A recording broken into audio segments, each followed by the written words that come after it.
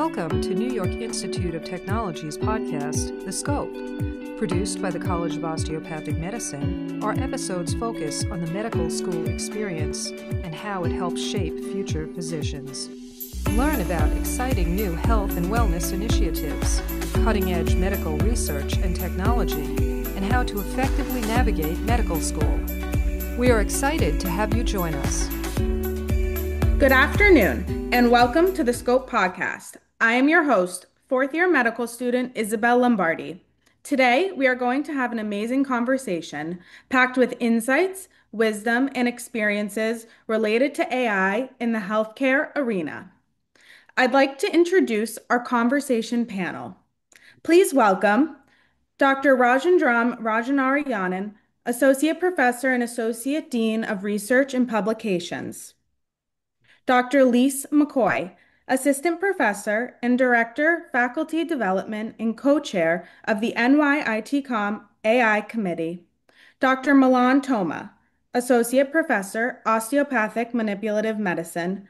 And Mihir Matalia, Senior Development Security Operations Engineer and Co-Chair of the NYITCOM AI Committee. Thank you all for joining us today. As a medical student and future physician, I am excited to have this conversation today. So let's jump right in.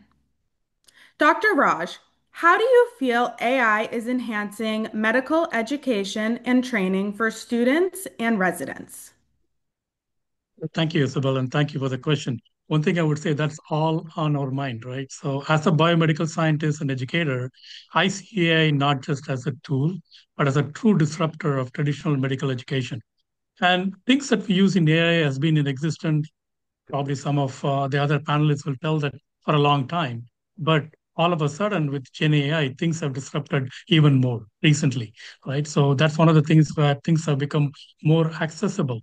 So what we do in medical education now is we are trying to integrate adaptive learning platforms. We're using AI-driven anatomy tools. We are using virtual sim labs, right? So this allows students to experience complex clinical skills in a very non-threatening way, right? So that's one of the things. And also, even before they enter hospital, they can use those skill building to make sure they're well equipped, right? And also, I feel that like it can improve reasoning and decision making and building some concepts before they embark, even the third year experience, things. So there is a lot of things we do. One thing I can always say that with great computing power comes great digital responsibility. Thank you so much, Dr. Raj. To follow up, does anyone think that AI can help personalize learning for medical students based on their strengths and weaknesses? Mihir, would you like to address this?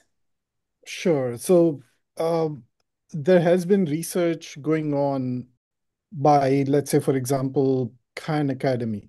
Khan Academy predominantly addresses K through 12 segment of the students, but the tool that they have developed, it's called Khan Migo, and it is quite unique in a sense that it acts as a teaching assistant as well as a tutor, so it helps student as well as the educator, and it helps in the best way possible. In a sense, say for example, if I were to ask it a question as a student, it won't give me the answer, but it will lead me to the answer by asking various different questions and explaining different terminologies and different concepts. So as a student, I can work with Khanmigo to work on some of the assignments and homeworks, and Khanmigo will then report to the educator that how specific students did do on a concept, and if, as a class in general, they need to be taught some concept again. That's great. Thank you so much for sharing. It's definitely new to me, so appreciate learning everything. In everyone's opinion, what are some of the most promising AI applications in clinical settings today, and how may they positively transform the landscape of healthcare delivery? one thing all of us have seen is, like we have seen huge momentum build up in radiology, pathology, primary care triage. And as a DO school, we specialize in our primary care delivery, and we know that, how important it is, right? Some of the AI tools right now, like are helping diagnose breast cancer or lung nodules much earlier than typically what we pick up, right? So it minimizes errors in a clinical setting and optimize sepsis detection in ICU settings, right? These are some of the things we specialize and triaging patients, especially during the pandemic. What we saw is that like that was indeed a big help that we can use. Natural language processing is something that like we can integrate into the clinical to improve efficiency and like accuracy and access of all those things. But one thing I can say is this is a recent example of one of our high school students that participated in the summer uh, share program that we have, the Health Academy for Research Exploration.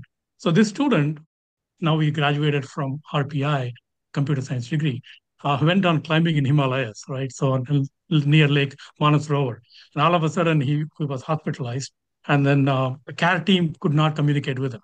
And they were giving him pills. He did not understand what's going on with him, right? So then, like he was able to use ChatGPT and then, like scan images and put things in there. Oh, this is for all high altitude sickness.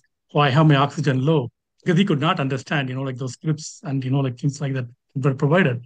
So what I'm trying to say here is it's actually empowering the patient. It is improving the communication from the patient to the doctor. So already, like the threatening fear setting from the patient point of view has gone down, right? So that's one thing I would say, that it's going to be great help with AI coming into the future. And then, like also currently future is happening. Yes, thank you so much, Dr. Raj. Dr. Toma, do you have anything to add? Yes, I would like to reiterate that AI is much more than just chatbots, right? When most people hear the letters AI, they imagine ChatGPT and a variety of other chatbots, large language models. But that's just a recent development in AI since the emergence of ChatGPT in 2022. But the research into AI and specifically machine learning and deep learning has been going on for decades before that even happened. So public knows AI as a chatbot. You write some question and then you get a neatly formatted report. But for over 50 years before that, we've been using machine and deep learning to use the medical data from clinical practice to feed into these models and train them to classify the data between diseased and healthy. And this is now being used, but it's being overshadowed by what public assumes under what AI means. So NYIT.com is teaching our students how to train these machine learning models to classify diseases. And this is important to know that when we say AI, we don't just mean the chatbots like ChatGPT, DeepSeek, and Claude, and all of these. Okay, so following on Dr. Toma's discussion about AI and the curriculum, I wanted to add that I feel that I conceptualize personalized learning with AI for medical education in 4 levels. First, the students are using it to enhance their study. They're creating study guides. They are using it for research, et cetera, as we have discussed. But also, then they can start learning how to use AI for many different tasks, and the sky's the limit. So, for example, they might want to optimize their study plan. They might want to think about their goals for what kind of physician they want to be and ask their AI to be the coach along their career pathway. Then academic advisors at the second level, the academic advisors can jump in with their AI algorithms and custom GPTs to help the students figure out their needs, their learning weaknesses, and help correct their study methodology. Then at the institutional level, medical schools are poised to begin to look at analytics and adjust the student learning pathways based on their performance data. Many medical schools are not there yet, but AI holds this potential. Finally, of course, we all know that the students use these commercial study platforms such as ScholarRx And these are starting to integrate AI in their learning analytics and also their assessment and interactive kind of activities. So these are ways that personalized learning will unfold with AI. Thank you so much, Dr. McCoy and Dr. Toma. Mihir, did you have something that you wanted to add as well? Sure. So, in terms of applications in clinical settings, it's one of the critical indicator of AI maturing away is we already have some of the applications which are FDA approved. For example, there is Clarity Breast, which is application specifically designed for identifying breast cancer, and it is something so novel in its sense that it is first of its class in FDA approval, which not only helps the physicians diagnosing the breast cancer using the traditional mammographs, but it also gives opportunity to predict that within 5 years, someone would develop breast cancer solely just based on pixel-based analysis of a regular mammogram. So there are applications already there approved by FDA, like IBEX improving cancer detection, that is basically detecting cancer for prostate. And there are a bunch of other medical devices also coming up. So yeah, sky is the limit. That's wonderful to hear. And as you said, the sky's the limit. So I'm sure we'll see a lot of changes in the future as well. Going into, we discussed so many of the positives, and AI is really incredible. But some of the things on my mind and others' minds is how can we ensure the transparency and trust in these AI-driven medical decisions? Dr. Toma, would you like to discuss this? Yes, thank you. I predict a future where well-intentioned clinicians adopt unreliable AI solutions in hopes of improving patient care.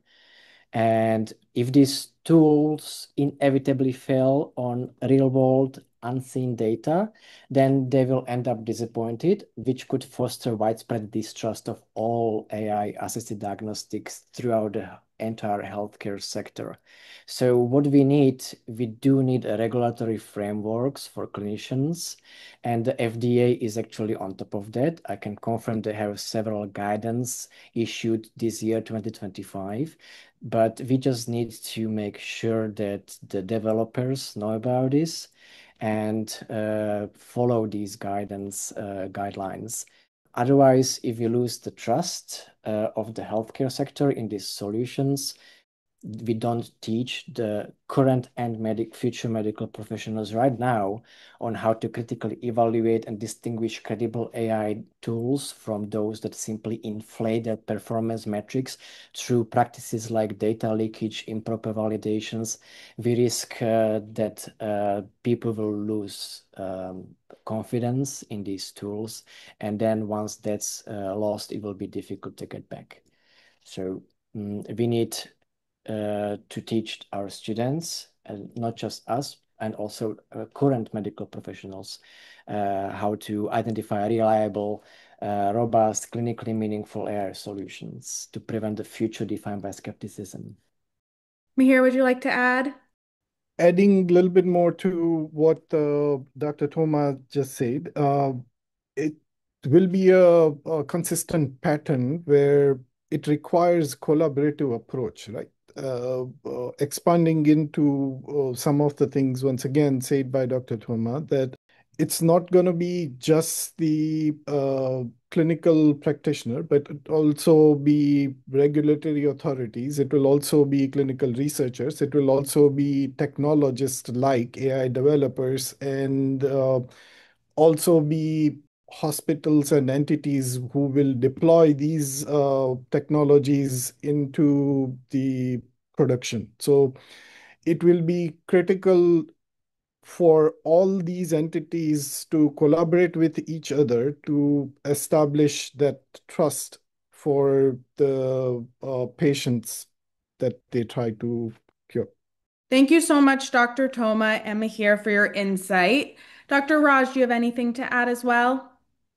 Absolutely. One thing I would echo everything that's been discussed so far. I mean, that's been beautiful.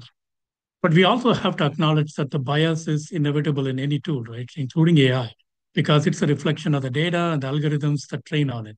So that's always going to be the case. But being in the education domain and teaching students for a while, we always want our students to question everything that they come across, right? So we also have to make sure that, hey, yes, you've been made a recommendation by a tool, but you know why the tool made that recommendation. So you kind of make that logic thing and also make sure that your team collaborates and includes, like an AI expert in the team. Initially, that's exactly what is needed. The interprofessional relationship that you develop and collaborate, as Mihir and Milan touched upon, that is essential for us to move forward. We also have to understand that some of the responses in all these tools and techniques that we've been using, other than the traditional AI tools for deep dive, these are also like culturally appropriate responses, geocoded responses. All those things pop up as well. So we do have to make sure that we understand that, hey, these are things are realities of the current generation of AI tools and systems, and we have to make sure that we teach that in our students. I'm glad to see that NYIT is making an effort, not just at undergraduate level, also at the medical school level, to teach students in looking for these kind of pitfalls, if you will, in the new tools that we are coming across. Thank you so much, Dr. Raj. And I think it's an important point with collaboration. It's something we talk about in medical school all the time. But I think, thinking of AI as just another tool instead of fearing it, I think it's really important. So thank you so much, everyone. Moving on, what role can AI play in administrative efficacy and helping to reduce physician burnout? Mihir, would you like to start us off? Sure. The AI paradigm was so much more mature for the personal productivity before we made quite decent gains into clinical sciences and others. So, for on that note, say for example, a provider, a clinician can use same personal productivity tools like helping them in navigating with emails, with grammar corrections, etc., as well as sophisticated as helping them into writing up their progress notes. Say, for example, there are a few different AI tools, Nuances, DAX, and Suno. They can help you write your progress note while you are having conversation with your patient. So saving tremendous amount of time where they will transcribe all the progress notes, put it into all appropriate section for the physician to approve. Once they approve and check, everything goes in and helps the tremendous time savings on provider's part. Thank you so much, Mahir. Dr. McCoy, do you have anything to add? At the academic level, administrators can draw upon Copilot. We all have subscriptions to Copilot, the students, the staff, and the faculty. And that helps with administrative tasks, such as we've spoken about, letter writing, scheduling, considering resumes, figuring out plans, developing research agenda, things like this. And so I think it's going to be an enormous help to all of the administrators. Thank you so much, Dr. McCoy. Now, it's been a great conversation thus far, but I think another part of this conversation that's on everyone's minds is the future of AI. We are currently living AI, but it will also keep growing. So, what skills should future healthcare professionals develop to work effectively with AI? Dr. McCoy, would you like to start us off? Yes, thank you. So in addition to all the skills that we've been talking about, AI literacy and digital literacy, the students and the healthcare providers will need to have a firm grasp of things like collaborative skills, communication skills, and leadership. Collaboration skills means they'll be working in peer teams and sharing AI resources and figuring out how to evaluate their AI, all their AI tools and resources. And then with communication, they have to learn how to work with patients. And so they can use AI to practice working with patients, but also to communicate. They have to be able to communicate to the patients what kind of AI tools were used in the encounter, how that affects their clinical decision making, and be very transparent. And then finally, I think if you ask AI, it itself suggests that because the world is changing so quickly technologically, we will have to add to the curriculum adaptive learning skills and leadership skills around AI. We can see AI in a window right now. We cannot anticipate how it will change things for medicine in the future. Thank you so much, Dr. McCoy. Dr. Toma, would you like to follow up? Yes, Mihir mentioned earlier that it's a collaborative process with AI developers and healthcare professionals. And yes, that's true for large hospitals in large cities when someone else can make the decision for you what is the best tool for our institution. But imagine you graduate, you go into your smaller practice where you are the boss, and now some company approaches you and trying to convince you into purchasing their product. It has to be up to you to have the skills in model selection, critical evaluation of the learning dynamics, validation metrics, understanding data leakage, and all of these things that will give you the ability to ask whether a model's performance is truly clinically meaningful. Without these skills, these people may be susceptible to fraud from parties attempting to sell them unreliable AI solutions, which in turn can harm their patients. So it's very important that we teach these important skills to develop, and it's our responsibility to prepare our students for it. Thank you so much, Dr. Toma. This has been a wonderful conversation. And to conclude, I'd like to get everyone's opinion on one final question. How do you see AI reshaping the roles of physicians and healthcare professionals in the next 5 to 10 years? Mahir, would you like to start us off? Sure.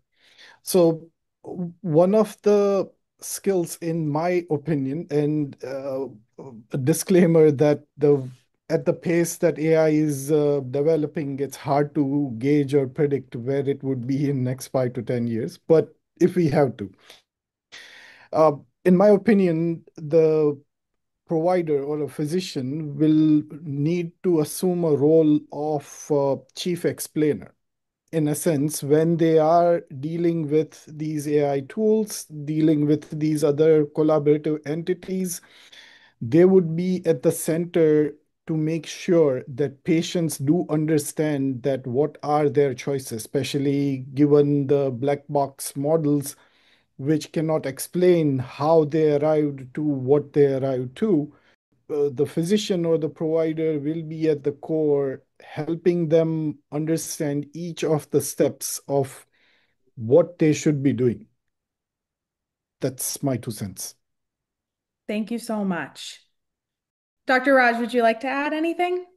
Absolutely. One thing I would say that, like as what Mihir was alluding to, what we are looking at time scale in terms of 5 to 10 years has become 1 to 2 years because of all this disruption, right? So that's one thing there. What I think will happen is AI is going to be in everybody's use without or with natural adaptation. So it's going to be like our calculators. It's going to be like our. It's not going to be just the software, the hardware. It's going to be integrated in every walk of life, and that's one of the things that we need to make sure the physicians understand. Also, the new generation of physicians will understand that AI is not going to replace us. But what's going to happen is those who are going to use AI will replace those who do not. So that's one of the things is exactly what we need to make sure that we have to imprint that in our future physicians' mind.